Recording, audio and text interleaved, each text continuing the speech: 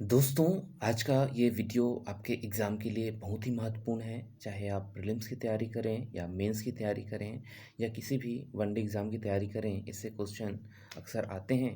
तो चलिए हम आज का टॉपिक स्टार्ट करते हैं। बजट 2025-26 ये छत्तीसगढ़ शासन का है और इसको कौन जारी करता है? वित्त विभाग जारी करता है। ठीक।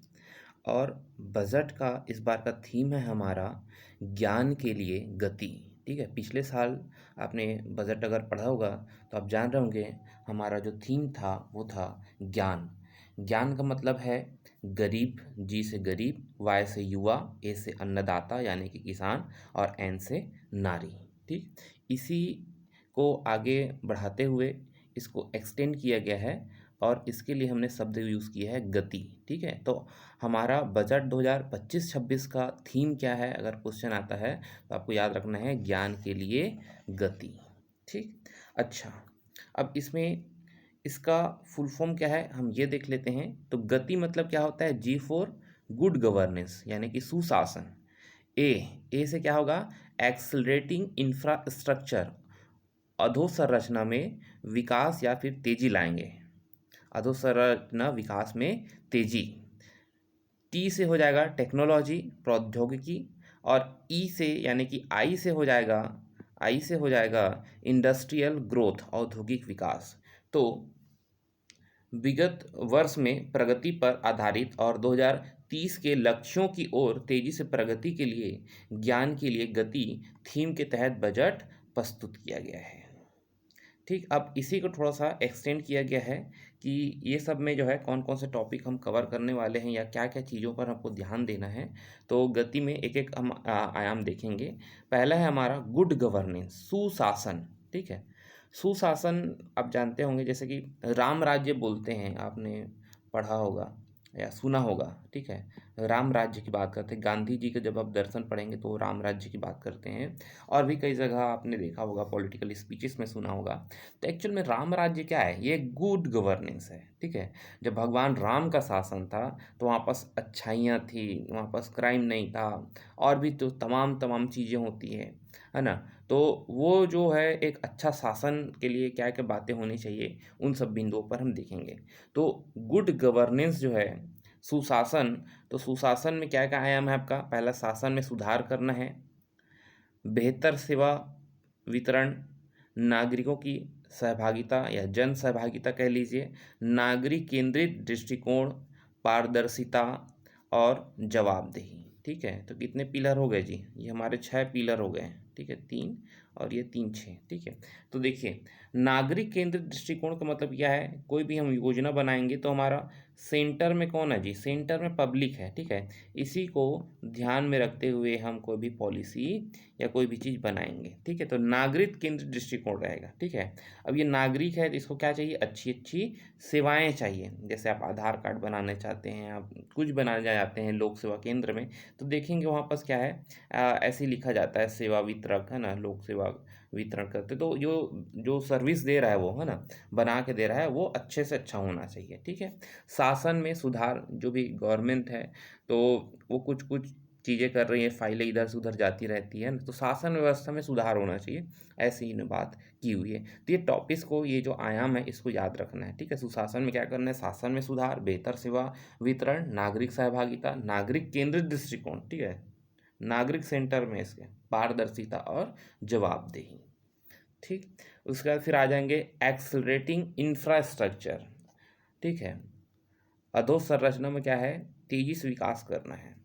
तो एक्सलेटिंग इंफ्रास्ट्रक्चर में विकास को प्रोत्साहन देंगे, रोजगार के नए अवसरों का सृजन या रोजगार के अवसर, निजी निवेश नीति में सुधार, व्यवसाय करने में आसानी रहेगा।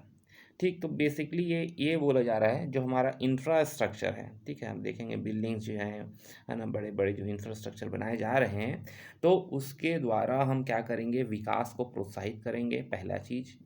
अब विकास, ये सब इंफ्रास्ट्रक्चर, कोई बिल्डिंग बना है तो उसमें एम्प्लॉय होंगे, यानी कि आपको क्या है? रोज़गार दे रहे हैं आप। ठीक, तीसरा चीज़ इसमें लिखा है निजी निवेश में सुधार। ठीक है, आप देखेंगे बहुत बड़ी बड़ी जो प्रोजेक्ट रहते हैं, चाहे रेल हो, चाहे रोड हो, रेलवे हो, सड़क हो, उन पे केवल गवर्नमेंट ही पैसा लगाते रहती है। हम निजी को जनरली हमारे यहाँ जो, क्योंकि भारत का जो मॉडल देखेंगे हम, मिश्रित इकोनॉमी है, निजी और सार्वजनिक में, लेकिन जितना भी आप देखेंगे रोड कंस्ट्रक्शन, रेलवे हो, वो गवर्नमेंट ही करती है।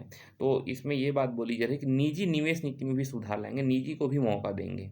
ठीक है, जो निवेश कर रहे हैं, कोई भी जो सार्वजनिक कोई भी बिल्डिंग हो गई या फिर इंफ्रास्ट्रक्चर हो गया, तो वो निजी निवेश को भी प्रोत्साहित करेंगे, ऐसी वाली बात इसमें बोली जा रही है। और व्यवसाय करने में आसानी हो। ठीक है, व्यवसाय करने में आसानी हो, इसका एक मीनिंग ये लगा सकते हैं कि ईज़ ऑफ डूइंग बिजनेस की बात कर रहा है ना। ईज़ ऑफ डूइंग बिजनेस में मतलब ये है कि जो कानूनी प्रक्रिया वो जटिल ना हो, फाइल इधर से उधर जाती रहती है, सरकार कई सारी चीज़ों को वेरीफाई करती है ना। तो ये जो प्रक्रिया है वो आसान हो, तो व्यवसाय करने में आसानी होनी चाहिए। ये 4 बिंदु को अपने को याद रखनी है। विकास को प्रोत्साहन, रोजगार के अवसर, निजी निवेश नीति में सुधार और व्यवसाय करने में आसानी हो। तीसरा हमारा पिलर है वो है हमारा टेक्नोलॉजी, टेक्नोलॉजी की प्रौद्योगिकी। ठीक है, अब बड़ी बड़ी चीज़ें बात बोल रहे हैं, बड़ी बड़ी बात बोल रहे हैं, लेकिन ये दुनिया जो चलती है वो किससे चलती है? टेक्नोलॉजी से चलती है। टेक्नोलॉजी ड्रिवन इकोनॉमी हो गई है आजकल, है ना, टेक्नोलॉजी पर आधारित अर्थव्यवस्था। ठीक, तो टेक्नोलॉजी में देखेंगे क्या इसमें लिखा है, अत्याधुनिक प्रौद्योगिकी। ठीक है, अत्याधुनिक प्रौद्योगिकी मतलब क्या हो जाएगा अपना, एआई। ठीक है, आईओटी, इंटरनेट ऑफ थिंग्स, और क्वांटम कंप्यूटिंग या सुपर कंप्यूटर, है ना। क्वांटम कंप्यूटिंग एक अलग ही वो है। तो ये सब जो इतने भी एडवांस टेक्नोलॉजीज हैं वो सब का हम उपयोग करेंगे। ठीक, तो अत्याधुनिक प्रौद्योगिकी, प्रक्रियाओं को सुव्यवस्थित करना, जैसे कि आर्टिफिशियल इंटेलिजेंस आप देखेंगे, एआई, उसको कोई भी क्वेश्चन दोगे, चैट जीपीटी, ये सबको वो पूरा सॉल्व करके दे देता है। तो प्रक्रियाओं को क्या है, सुव्यवस्थित कर देता है ना, जटिलताओं को कम कर देता है। ठीक है, तो प्रक्रियाओं को सुव्यवस्थित करना, सेवा वितरण को बढ़ाना, है ना, जो सर्विस का डिस्ट्रीब्यूशन है उसको बढ़ाना। और चौथा है हमारा उन्नत विश्लेषण, जो भी डेटा आएगा उसका क्या है, अच्छे से एनालिसिस करेंगे, बहुत अच्छे से उसका ऑब्जर्वेशन होगा। ये सब जो है टेक्नोलॉजी जो है इसका आयाम है, तो इसको याद रखना। आधुनिक अत्याधुनिक प्रौद्योगिकी, प्रौद्योगिकी को प्रक्रियाओं को सुव्यवस्थित करना, सेवा वितरण को बढ़ाना और उन्नत विश्लेषण करना। ठीक, अब नेक्स्ट पिलर है हमारा आई से क्या है, इंडस्ट्रियल ग्रोथ। ठीक है, औद्योगिक विकास। औद्योगिक विकास में, औद्योगिक विकास करना है अपने को, नई औद्योगिक नीति लाया गया है, आप जान रहे हैं 2024 से 2030। ठीक है, रोजगार को बढ़ाना, रोजगार देने वाले उद्योगों को आकर्षित करना।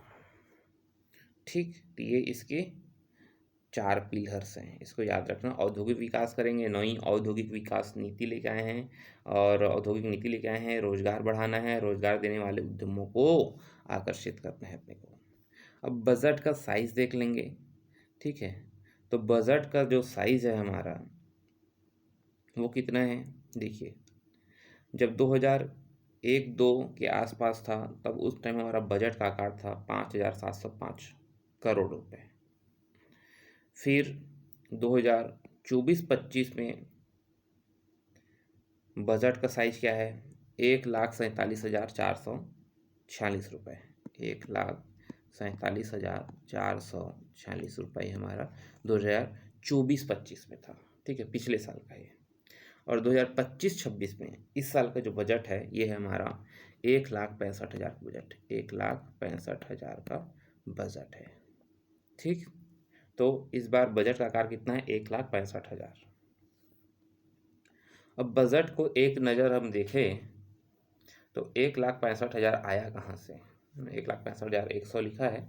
तो देखो राजस्व प्राप्ति कौन कौन सी है अपने को, राजस्व प्राप्ति हो रहा है अपने को 1,41,000 का। ठीक, राजस्व प्राप्ति 1,41,000 का है। अब 1,41,000 में क्या क्या मिल रहा है अपने को देखेंगे, ये 1,41,000 बना कैसे है। तो देखो अपने को राज्य का राजस्व है 76,000। ठीक है, केंद्र से अपने को मिला है 65,000। ठीक है, और पूंजी के रूप में मिला है अपने को, पूंजीगत प्राप्तियां यानी पूंजी के रूप में मिला है अपने को 24,100। ठीक है, ये तीनों को जोड़ेंगे तो 1,65,100 जो है हमारा आ जाएगा। ठीक, ये कुल प्राप्तियां हैं। अब इसका कुल व्यय देखेंगे, कुल व्यय देखेंगे तो 1,65,000 हमारा खर्च हो जाएगा। ठीक है, तो क्या क्या खर्च होगा, देखो राजस्व में क्या खर्च होगा, 1,38,196, 1,38,196 जो है वो हमारा रुपये खर्च हो जाएगा। ठीक है, करोड़ में सारा अमाउंट। ठीक, उसके बाद पूंजीगत व्यय करेंगे 26,341, 26,341 जो है हम पूंजी व्यय करेंगे। ऋण और अग्रिम के रूप में, ऋण और अग्रिम के रूप में 463 करोड़ रुपए हम दे देंगे। ठीक, तो ये जब जो है ये हमारा कुल व्यय हो जाएगा। अब देखेंगे राजस्व घाटा कितना है या राजस्व आधिक्य कितना है। ठीक, तो देखिए राजस्व आधिक्य हमारे पास है, हमारा जो स्टेट है ये सरप्लस में रहता है, तो राजस्व आधिक्य कितना है, 2,804 करोड़। ठीक, राजस्व आधिक्य या घाटा जो है ये 2,804 करोड़ लिखा है। ठीक है, और यहाँ पर राजकोषीय वित्तीय घाटा, राजकोषीय वित्तीय घाटा जो है ये अपना कितना है, 22,900 करोड़ में है। ठीक है, अब देखेंगे राजकोषीय घाटा है ना, जीएसडीपी परसेंट में देखा जाए तो हमारा कितना है, 2.97% है। ठीक, राजकोषीय घाटा जीडीपी की परसेंटेज में छत्तीसगढ़ का कितना है 2025-26 में 2.97। ठीक, तो इसको याद रखना है। तो एक बार मैं फिर से रिकॉल करा दूं, कुल राजस्व प्राप्तियां कितना है इस बार, राजस्व प्राप्तियां हैं 1,41,000। ठीक, कुल प्राप्तियां अच्छा पूंजीगत प्राप्तियां को भी मैं बता देता हूं, पूंजीगत प्राप्तियां पर है 24,100। ठीक, 24,100। केंद्र से प्राप्तियां कितना है अपना, 65,000। राज्य का राजस्व कितना है अपना, 76,000। ठीक, ये सबको जोड़ देंगे, कुल प्राप्तियां निकल आएगी 1,65,100। ठीक, उसके बाद कुल खर्च कितना कर रहे हैं हम, 1,65,000 का खर्च कर रहे हैं, 1,65,000 का खर्च कर रहे हैं। ठीक, राजस्व आधिक्य है या घाटा है तो प्लस 2804 है ना, ये आपका लिखा है राजस्व आधिक्य या घाटा, तो सरप्लस में ही है ना। फिर राजकोषीय वित्तीय घाटा बोला जाए तो 22,900 पे है। अब इसे वित्त मंत्रालय वाले लोग ही बता सकते हैं कि कैसे निकाला गया है। ठीक है, तो 22,900 है, ये हमारा राजकोषीय वित्तीय घाटा है। लेकिन ये वाला पॉइंट आपको याद रखना है, इसको ज़्यादा पूछा जाता है। ठीक है, राजकोषीय घाटा जीएसडीपी परसेंट में ना, राज्य का जितना जीएसडीपी है उसके बेस पे हमारा जीडीपी के रेशियो पे जो है हमारा घाटा कितना है, ये है हमारा 2.97। ठीक, चलो अब इसमें प्राप्तियां के बारे से लिखा हुआ है, इसको हमने अभी जस्ट देखा है। ठीक है, अब इसमें अलग अलग चीज़ें इसमें लिखी हुई हैं। देखिए 2025-26 जो अनुमान है, राजस्व प्राप्तियों के अनुमान कितना है, 1,41,000। अब राज्य का राजस्व देखेंगे तो 76,000। अब 76,000 जो है तो देखेंगे ये 76,000 आया कहाँ से। ठीक है, तो कर राजस्व है हमारा, है ना, टैक्स रेवेन्यू से, टैक्स रेवेन्यू से अपने कितना मिला है 54,000, और कर भिन्न राजस्व से मेरे को मिला है 22,000। दोनों को जोड़ेंगे तो हमारा आ जाएगा क्या, 76,000। ठीक, केंद्र से प्राप्तियां कितनी मिली अपने को, 65,000। ठीक है, 65,000 में भी जो केंद्रीय करों में राज्य का हिस्सा है ये अपने को मिला 50,000, और सहायक अनुदान मिला है 15,000। ठीक, दोनों को जोड़ेंगे तो अपने को मिल जाएगा 65,000। पूंजीगत प्राप्तियां, पूंजीगत प्राप्तियां देखेंगे तो 24,100 जो है ये पूंजीगत प्राप्तियां हैं। अब 24,100 आया कहाँ से देखेंगे, शुद्ध लोक ऋण जो है, शुद्ध लोक ऋण जो है 23,000 है।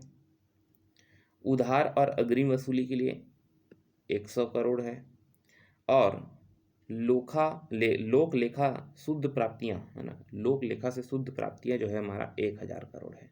ये सब को जोड़ देंगे तो हमारा आ जाएगा 24,100। ठीक, अब इन सब को जोड़ा जाए, राजस्व प्राप्ति हो गया, है ना, केंद्र से प्राप्ति हो गया, पूंजीगत प्राप्ति हो गया, सबको जोड़ेंगे तो हमारा आ जाएगा 1,65,100। ठीक, तो ये सब जो है इसमें लिखा हुआ है। अब देखेंगे इसमें हमारा जो नेट पब्लिक डेप्ट देखेंगे। नेट पब्लिक डेप्ट ये जो ग्रीन से शो हुआ है ये है हमारा 23,000। ठीक है, नेट पब्लिक अकाउंट रिसिप्ट, ठीक है, ये जो है हमारा येलो से शो हुआ है। खैर इसमें बहुत ज़्यादा हम नहीं जाएंगे, बस मोटा मोटा याद रखना है अपने को, है ना। कुल प्राप्तियां कितनी हैं? 1,65,100 है।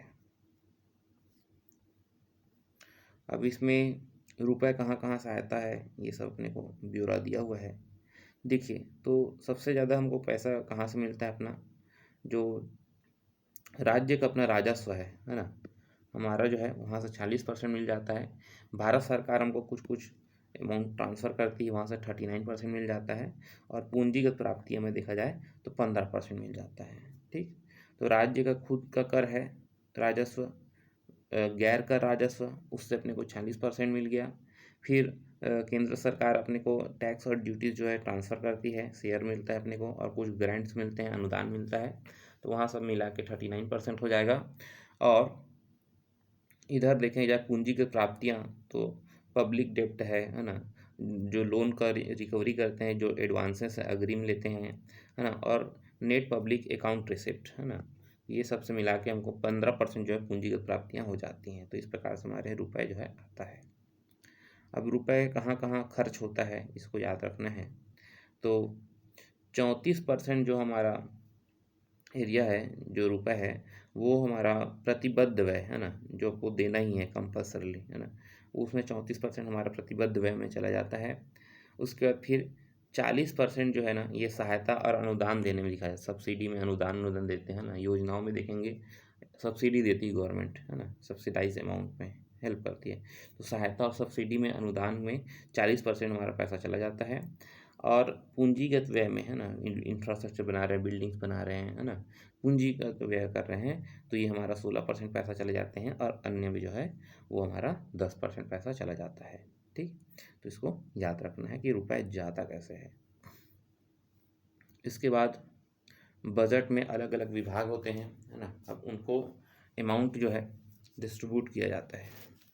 तो इसमें दिया हुआ है प्रमुख विभाग के बजट में वृद्धि हुई है ना, किसको कितना बजट दिया हुआ है। ये सब बहुत ज़्यादा याद रखने वाली चीज़ नहीं है ना, कितना डेटा याद रखेंगे आप। ठीक, अब इसमें अलग अलग विभाग को कितना कितना आवंटन किया गया है ये दिया हुआ है। ये कोई बहुत खास इम्पोर्टेंट मुझे नहीं लगता ये है इसमें। ठीक, तो ये सब इसमें दिया हुआ है, बजट का हिस्सा कितना है। हम सीधा योजनाओं पे आ जाते हैं। ठीक, योजनाओं पे किस योजना में कितना रुपए का इस बार एलोकेट किया गया है। ठीक, अमाउंट कृषक उन्नति योजना, ठीक है, कृषक उन्नति योजना में 10,000 करोड़। ठीक, कृषक उन्नति योजना में 10,000 करोड़। प्रधानमंत्री आवास योजना, प्रधानमंत्री आवास योजना में जो है ग्रामीण के लिए 8.5 है ना के, है ना, 8,500 करोड़। महतारी वंदन योजना में 5.5 के, ठीक है, 5,500 करोड़ महतारी वंदन योजना में। मुख्यमंत्री खाद्यान्न योजना, मुख्यमंत्री खाद्यान्न योजना के लिए 4,500 करोड़, मुख्यमंत्री खाद्यान्न योजना के लिए 4,500 करोड़। जल जीवन मिशन के लिए 4,500 करोड़, जल जीवन मिशन के लिए भी कितना है, 4,500 करोड़ का प्रावधान किया गया है। ठीक, तो मुख्यमंत्री खाद्यान्न योजना और जल जीवन मिशन के लिए 4,500 करोड़ सेम है। 5 HP तक का जहाँ कृषि पंप, है ना, मुफ्त में बिजली आपूर्ति के लिए, इसके लिए अपने को अमाउंट मिला है इस बार 3.5 के। ठीक है, मुफ्त में बिजली आपूर्ति 5 HP तक के कृषि पंप के लिए अपने को मिला है राशि 3.5, है ना, 3,500 करोड़। उसके बाद है राष्ट्रीय ग्रामीण गारंटी योजना मनरेगा के लिए कितना अपने को प्रावधान मिला है, 2.8, है ना, के 2,800 करोड़ मनरेगा के लिए। समग्र शिक्षा अभियान, समग्र शिक्षा अभियान के लिए 1981, ठीक, समग्र शिक्षा अभियान के लिए 1981 करोड़ रुपए। राष्ट्रीय स्वास्थ्य मिशन, राष्ट्रीय स्वास्थ्य मिशन के लिए कितना पैसा हमने एलोकेट किया है? 1850। राष्ट्रीय स्वास्थ्य मिशन के लिए 1850 करोड़ रुपए। आयुष्मान स्वास्थ्य योजना, आयुष्मान स्वास्थ्य योजना के लिए हमने कितना पैसा एलोकेट किया है? 1.5 के, ठीक है, 1500 करोड़ रुपए। 1500 करोड़ रुपए हमने आयुष्मान स्वास्थ्य योजना के लिए एलोकेट किया है। उसके बाद है 150 शहरी और 1200 ग्रामीण आंगनबाड़ी के लिए, ठीक है, ये सब करोड़ रुपए में अमाउंट होगा, ठीक है। तो 150 शहरी और 1200 ग्रामीण आंगनबाड़ी के लिए। मुख्यमंत्री समग्र ग्रामीण योजना, मुख्यमंत्री समग्र ग्रामीण योजना के लिए 200 करोड़ रुपए। जनमन सड़क निर्माण योजना, जनमन सड़क निर्माण योजना के लिए 500 करोड़, ठीक। पीएम फसल बीमा योजना, प्रधानमंत्री फसल बीमा योजना जो है, इसके लिए अपने को अमाउंट मिला है 738 करोड़। उसके बाद है सबके लिए आवास योजना में है अपने को 875 करोड़, 875 करोड़ का जो है सबके लिए आवास। और ऐसा बोला जाए प्रधानमंत्री आवास तो 8.5 के था, ठीक। तो ये कौन सा अमाउंट कितना है, ये मेंस में लिखने के लिए अच्छा पॉइंट है। प्रीलिम्स में तो ऐसे क्वेश्चन बहुत रेयरली आए हुए हैं, आए नहीं है मेरे नॉलेज में, तो इसको याद रखना कौन से अमाउंट कितने हैं, ठीक। अब देखेंगे नई नई स्कीम्स कौन कौन से लाई गई है। पहला है हमारा मुख्यमंत्री नगर उत्थान योजना, ठीक है, इसका डिस्क्रिप्शन इसमें नहीं दिया है, हम किसी अगले वीडियो में इसकी चर्चा करेंगे। अभी बस देख लेते हैं कौन कौन से नई स्कीम आई हैं। मुख्यमंत्री मोबाइल टावर योजना, ठीक, मुख्यमंत्री परिवहन योजना, मुख्यमंत्री बाईपास और रिंग रोड निर्माण योजना, ठीक। तो सब में मुख्यमंत्री पहले डाल देना है, उसका फिर नाम देखना है, नगर उत्थान योजना, मोबाइल टावर योजना, परिवहन योजना और बाईपास और रिंग रोड निर्माण, ठीक है। अटल सिंचाई योजना, पीएम सूर्य घर बिजली, है ना, पीएम सूर्य घर मुफ्त बिजली योजना, मुख्यमंत्री गवर्नेंस फेलोशिप, मुख्यमंत्री सम्मान योजना, मुख्यमंत्री गृह प्रवेश सम्मान योजना। कुनकुरी में नया मेडिकल कॉलेज खोला जाएगा, 12 नर्सिंग कॉलेज और 6 फिजियोथेरेपी कॉलेज की स्थापना की जाएगी। National institute of fashion technology NIFT, ठीक है, national institute of fashion technology की स्थापना होगी। और उसके बाद SSIP, student startup and innovation policy, student startup and innovation policy, ठीक। ये सब बिंदु हमने देखा। अब हमारा जो थीम था गति करके, है ना, अब इसके अंतर्गत हम जो कुछ कुछ डायमेंशन देखे थे उसी को अच्छे से और डेप्थ में कवर करेंगे, ठीक है। तो देखिए गुड गवर्नेंस के अंतर्गत, शासन के अंतर्गत क्या क्या है। सरकारी वित्तीय संचालन में दक्षता, पारदर्शिता, जवाबदेही बढ़ाने के लिए अगली पीढ़ी की एकीकृत वित्तीय प्रबंधन सूचना प्रणाली का कार्यान्वयन, ठीक है। एग्जीक्यूशन कर रहे हैं किसमें, शासन के जो वित्तीय संचालन है उसमें हम इफ़िशियंसी बढ़ाएंगे, हम ट्रांसपेरेंसी लेके आएंगे, हम इसमें रिस्पॉन्सिबिलिटी लेके आएंगे, अकाउंटेबिलिटी लेके आएंगे, ठीक है। किसके, नेक्स्ट जनरेशन को जो है इंटीग्रेटेड फाइनेंशियल मैनेजमेंट, है ना, इंफॉर्मेशन सिस्टम का एग्जीक्यूशन किया जा रहा है, ठीक। फाइलों के ऑनलाइन प्रसंस्करण के लिए ई फाइल प्रणाली का कार्यान्वयन किया गया है, ठीक है, जो भी होगी ई फाइलिंग होगी। अटल निगरानी पोर्टल, ठीक है, ये मुख्यमंत्री डैशबोर्ड है, ठीक है, इसका विकास किया गया है। जो सरकारी परियोजनाओं में प्रगति हो रही है उसको ट्रैक करने के लिए व्यापक डैशबोर्ड प्रदान करता है, ठीक है। अटल निगरानी पोर्टल जो है सरकारी परियोजनाओं की प्रगति को ट्रैक करता है। ऑनलाइन खनिज प्रबंधन प्रणाली, खनिज ऑनलाइन 2.0 का उन्नयन, ठीक है, खनिज ऑनलाइन 2.0 का उन्नयन है। सरकारी सेवाओं और योजनाओं में नागरिकों की सहायता के लिए मुख्यमंत्री हेल्पलाइन की स्थापना की गई है, ठीक है। सरकारी सेवाओं और योजनाओं में नागरिकों की सहायता के लिए मुख्यमंत्री हेल्पलाइन की स्थापना की गई है। अचल संपत्ति बिक्री खरीद का फेसलेस और पेपरलेस पंजीकरण होगा, ठीक है। अचल संपत्ति है, आप खरीद रहे हैं या फिर किसी को बेच रहे हैं तो इसका क्या होगा, फेसलेस, मतलब आपको फेस अपना दिखाने की जरूरत नहीं है, और पेपरलेस जो है पंजीकरण होगा। IIM IIT रायपुर के सहयोग से मुख्यमंत्री शासन फेलोशिप चलाया जा रहा है, किसके किसके सहयोग से, IIM रायपुर में है ना, और क्या है हमारा IIT रायपुर, ठीक है। तो इसके सहयोग से मुख्यमंत्री फेलोशिप प्रोग्राम चलाया जा रहा है। और हम क्या कर रहे हैं, जेम पोर्टल का यूज़ कर रहे हैं। जेम क्या है, गवर्नमेंट ई मार्केट प्लेस, देखिए यहाँ पर लोगो टाइप का दिया हुआ है, ठीक। ये सब क्या है, गुड गवर्नेंस के लिए स्टेप्स उठाए जा रहे हैं, ठीक। तो इसको याद रखना है।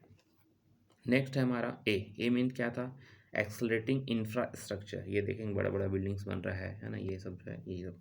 तो देखिए ULB के अधोसंरचना के लिए आवंटन 750 करोड़ इसमें अमाउंट दिया हुआ है, ठीक है।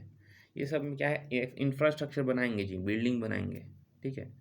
तो देखिए ULB के अधोसंरचना के विकास के लिए आवंटन 750 करोड़, बागवानी विश्वविद्यालय इंफ्रास्ट्रक्चर बनाएंगे, इसके लिए 170 करोड़ दिया हुआ है।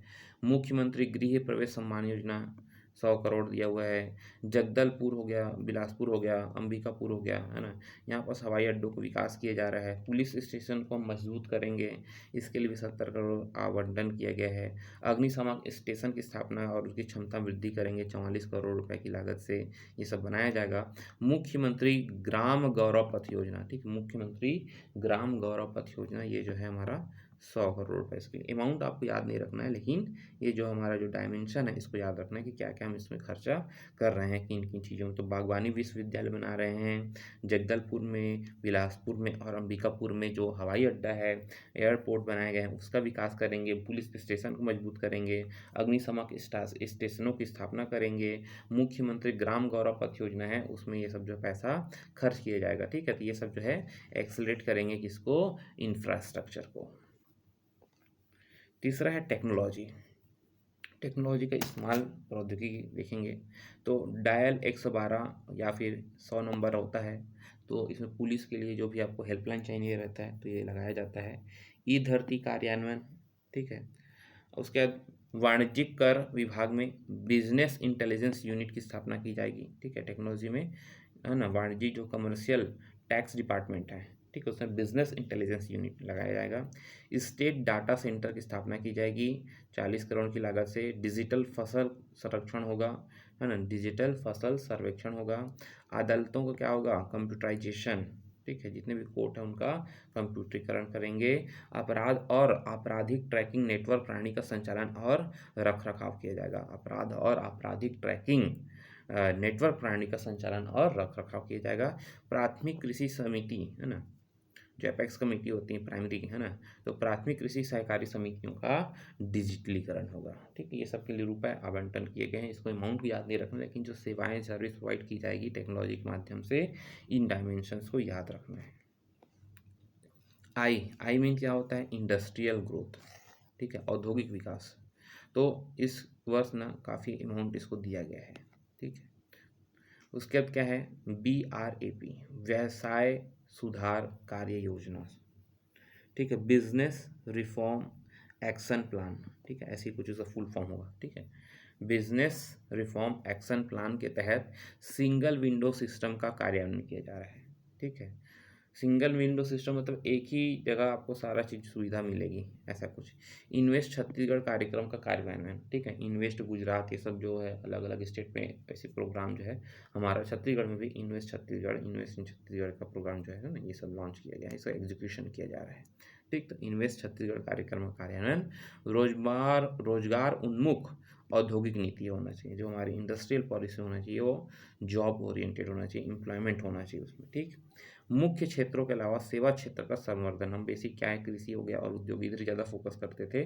सेवा क्षेत्र को उतना नहीं फोकस किया जाता था सर्विस सेक्टर में, तो सर्विस सेक्टर को भी हम जो है ध्यान में रखेंगे, उसका संवर्धन करने की कोशिश करेंगे।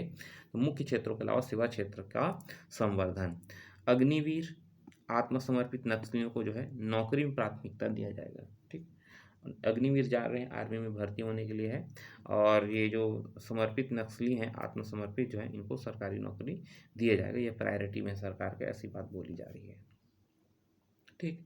तो ये हमने तीनों पिलर्स को देखा जो है गति को, ठीक है। G फॉर गुड गवर्नेंस था, A for accelerating infrastructure, T for technology, I for industrial development, ठीक। ठीक। अब इसमें अलग अलग डिपार्टमेंट है, इसमें कितना क्या क्या है ये हम देखेंगे। अब अलग अलग डिपार्टमेंट्स हैं, उसमें क्या क्या काम किए जा रहा है इसको हम देखेंगे। अमाउंट को हम याद नहीं रख पाएंगे, ठीक है, तो अमाउंट में फोकस नहीं रहेगा, लेकिन जो हमारा हेडिंग है उसको हमको देखना जरूरी है, ठीक है। शिक्षा के क्षेत्र में देखिए, कॉलेजों का निर्माण करेंगे और नवीनीकरण किया जाएगा। सरकारी पॉलिटेक्निक कॉलेजों का उन्नयन किया जाएगा, अपग्रेड किया जाएगा उनको। बलरामपुर राजनांदगांव में एक नए 500 सीटर आवासीय स्कूल भवन के निर्माण के लिए प्रावधान किया गया है, ठीक है। बलरामपुर और राजनांदगांव में है ना 500 सीटर आवासीय स्कूल भवन के निर्माण की प्रावधान किए गए हैं। दिव्यांग जन के लिए शैक्षणिक संस्थान होगा, इसके लिए 30 करोड़ का प्रावधान, ठीक है। दिव्यांग जनों के लिए शैक्षणिक संस्थान 30 करोड़ प्रावधान। रायपुर में एजुकेशन सिटी बनाएंगे, नया रायपुर में, नवा रायपुर में एजुकेशन सिटी बनाएंगे। PM school for rising India, ठीक है, पीएम श्री, इसके लिए 277 करोड़, ठीक है, ये आ सकता है क्वेश्चन। पीएमसी को याद रखना, प्रधानमंत्री स्कूल फॉर राइजिंग इंडिया, ठीक। और हमारे छत्तीसगढ़ में 341 जो है पीएम श्री है।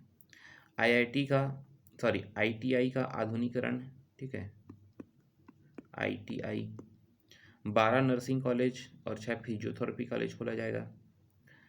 75 उत्कृष्ट केंद्र के कॉलेज, ठीक है। और NIFT national institute of fashion technology, इसके लिए 50 करोड़ रुपए का प्रावधान है। तो ये सब एजुकेशन में इतना हम आने वाले इस साल में खर्च करने वाले हैं।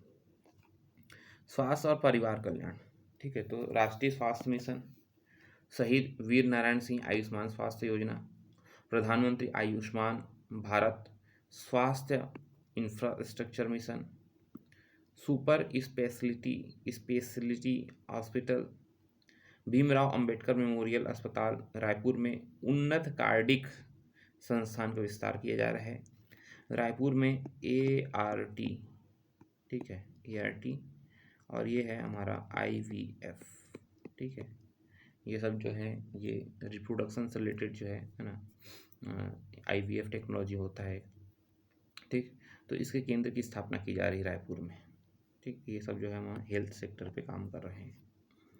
महिला और बाल विकास, महतारी वंदन योजना के लिए 5,500 करोड़ का अलॉट किया गया है। राष्ट्रीय ग्रामीण आजीविका mission, national rural livelihood mission के लिए 800 करोड़ रुपए। कामकाजी महिलाओं के लिए हॉस्टल बनाया जाएगा। प्रधानमंत्री मातृ वंदना योजना है, इसके लिए भी 100 करोड़ रुपए है। मिशन वात्सल्य के लिए 100 करोड़ रुपए। हाई स्कूल की लड़कियों को साइकिल वितरित किया जाएगा, 50 करोड़ रुपए की राशि। मुख्यमंत्री कन्यादान योजना, ठीक है, 50,000 रुपये इसमें दिए खर्च किया जाता है गवर्नमेंट द्वारा सहायता राशि, ठीक है। तो मुख्यमंत्री कन्यादान योजना है। उसके बाद एकीकृत समर्थन सेवाएं प्रदान करने के लिए वन स्टॉप सखी सेंटर है ना, वन स्टॉप सेंटर, ठीक, इसके लिए 20 करोड़ रुपए, ठीक है। तो ये सब जो चीज़ें ये की है महिला और बाल विकास के लिए किया जाएगा, ठीक। जनजाति क्षेत्रों के लिए देख लेते हैं। तो जनजाति के लिए देखो, नक्सल प्रभावित जिलों को सहायता, जनजाति क्षेत्रों में सुविधाओं के विस्तार के लिए प्रावधान, प्रधानमंत्री जनजाति उन्नत ग्राम अभियान योजना, ठीक है, प्रधानमंत्री जनजाति उन्नत ग्राम अभियान योजना। धरती आबा जनजाति ग्राम उत्कर्ष अभियान, धरती आबा जनजाति ग्राम उत्कर्ष अभियान। पाम ऑयल की खेती, बस्तर ओलंपिक, बस्तर और सरगुजा में होम स्टे का विकास, जसपुर में साहसिक पर्यटन और पर्यटन सर्किट का विकास, बस्तर और सरगुजा में मोबाइल विज्ञान प्रयोगशालाएं, ठीक। मोबाइल विज्ञान प्रयोगशाला मतलब उसमें पिलर्स लगे होंगे एक आध तरह से, जैसे कोई गाड़ी वाड़ी है और गाड़ी वाड़ी में ही जो है वो प्रयोगशाला इधर उधर घूमता रहेगा, तो उसी बोलते हैं मोबाइल विज्ञान प्रयोगशाला, है ना। तो ये सब जो है हम जनजाति ट्राइबल्स के लिए करने वाले हैं, ठीक है। अब एनर्जी सेक्टर पे आ जाएंगे, एनर्जी डिपार्टमेंट में। तो इसके लिए देखो, कृषि पंपों को मुफ्त बिजली के लिए हम 3500 करोड़ रुपए का प्रावधान है। और घरेलू बिजली उपभोक्ता को बिलों में सब्सिडी देंगे, है ना। अब देखेंगे सब्सिडाइज होकर आता है जो बिजली बिल है, तो उसके लिए 1000 करोड़ का प्रावधान। पीएम सूर्य घर मुफ्त बिजली योजना 250 करोड़ रुपए। सौर आधारित, है ना, सौर ऊर्जा आधारित योजना के लिए अनुदान 25 करोड़ रुपए। नियाद नेल्लार योजना के तहत 40 शिविरों में 70 गांवों का विद्युतीकरण किया गया है, इसके लिए 20 करोड़ रुपए की राशि अलॉट हुई, ठीक है। प्रधानमंत्री कुसुम योजना, और नवा रायपुर में नवा पावर स्टेशन बन रहा है, ठीक है। नवा रायपुर में नवा पावर स्टेशन बन रहा है, तो ये सब जो है हम एनर्जी सेक्टर पे काम कर रहे हैं। ठीक, अब देखिए वर्तमान कीमतों पर जीएसडीपी है ना, हमारा राज्य का जो जीएसडीपी है देखेंगे तो वर्तमान कीमतों में तो चालू कीमतों पे, ठीक है, मार्केट प्राइस पे ये हमारा जीएसडीपी जो है वो है 5,67,880 ठीक, 5,67,880 ठीक। तो ये फाइनेंशियल ईयर 2024-25 की तुलना में 11% का ग्रोथ शो करता है। ठीक, 11% की इसमें क्या हुआ है, वृद्धि हुई है। ठीक, और ये 2025-26 में जब नेक्स्ट ईयर है ना 2025-26 में जो है ये 12% की वृद्धि के साथ 6,35,918 करोड़ पहुंचने की उम्मीद है। ठीक है, हमारे राज्य स्तर पे, ठीक है, राज्य स्तर पे, जबकि राष्ट्रीय स्तर पे तो 10% होगा ऐसा अनुमान हुआ है। ठीक, तो हम आगे बढ़ रहे हैं। ठीक, तो इसको याद रखना।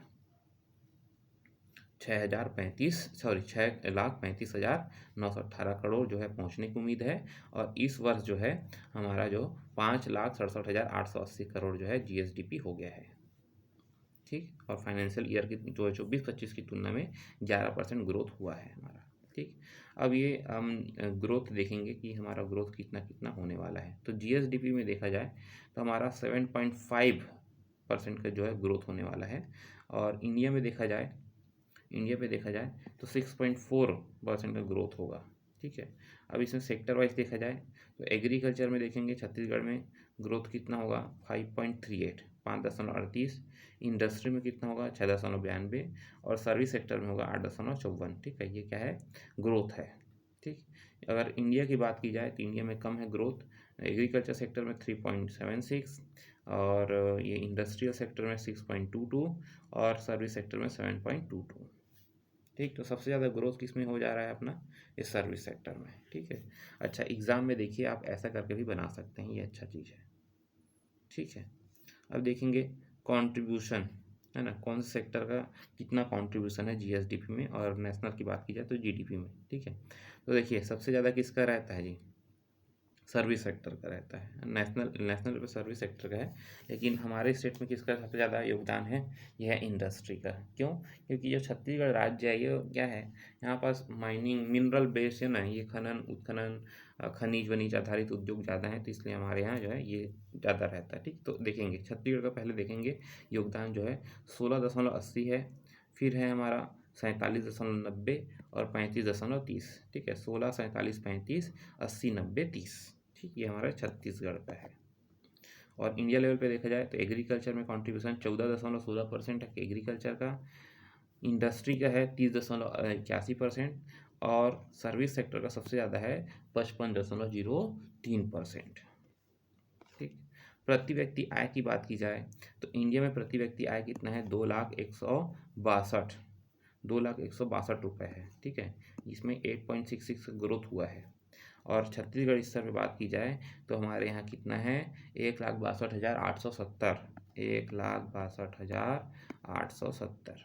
ठीक, यहाँ प्रति व्यक्ति आए। ठीक है, ये किस में है जी, ये है हमारा प्रचलित मूल्य पे। ठीक है, और इसमें कितने का ग्रोथ हुआ है पिछले साल की तुलना में, 9.37। ठीक है, 9.37% का जो है हमारे यहाँ ग्रोथ हुआ है, समृद्धि हुई है। ठीक, तो ये हमारा बजट था, और ये पीपीटी ख़त्म होता है, और काफ़ी अच्छा प्रेजेंट किया गया है, तो इसको याद रखना है। ये मेंस के एग्ज़ाम के पॉइंट ऑफ व्यू से, आपके प्रीलिम्स के एग्ज़ाम के पॉइंट ऑफ व्यू से, या कोई भी एग्ज़ाम जो है व्यापम जिसमें छत्तीसगढ़ का सिलेबस है उसके लिए बहुत बहुत इंपॉर्टेंट है, तो इसको याद रखना है। ठीक है, और ये पीपीटी आप जो है हमारे Telegram channel CGPSC race academy से जाकर डाउनलोड कर सकते हैं। Thank you so much.